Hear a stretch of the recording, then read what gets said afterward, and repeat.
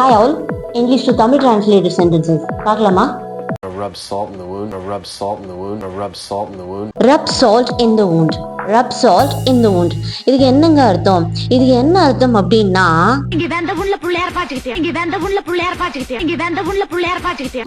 புண்ணில் வேலை பாய்ச்சுதல். வெந்த புண்ணில் வேலை பாய்ச்சுதல். இது நம்முடைய வாழ்க்கையோடு பின்னி பிணைந்த ஒரு மரபு தொடர், அப்படிதானே? நம்ம எல்லாரும் ரெகுலரா இதை நம்மளோட வாழ்க்கையில நம்ம யூஸ் பண்ணிட்டு இருக்கிற ஒரு மரபு தொடர் தான் வெந்த புண்ணில் வேலை பாய்ச்சுதல். அதோட இங்கிலீஷ் வெர்ஷன் தான் rub salt in the wound. rub salt in the wound அப்படின்னா என்ன அர்த்தம்? வெந்த புண்ணுல வேலை பாய்ச்சுதல் அப்படின்னு அர்த்தம். இதை வச்சு எக்ஸாம்பிள் சென்டென்சஸ் மேக் பண்ணலாமா? நான் ஏற்கனவே வருத்தத்துல இருக்கேன், வெந்த புண்ணுல வேலை பாய்ச்சாத. நான் ஏற்கனவே வருத்தத்துல இருக்கேன், வெந்த புண்ணுல வேலை பாய்ச்சாத. இது எப்படி இங்கிலீஷ்ல சொல்லலாம் அப்படின்னா I'm already upset, don't rub salt in the wound. I'm already upset, don't rub salt in the wound. Don't rub salt in the wound அப்படின்னா வெந்த புண்ணுல வேலை பாய்ச்சாத அப்படின்னு அர்த்தம். எப்படி?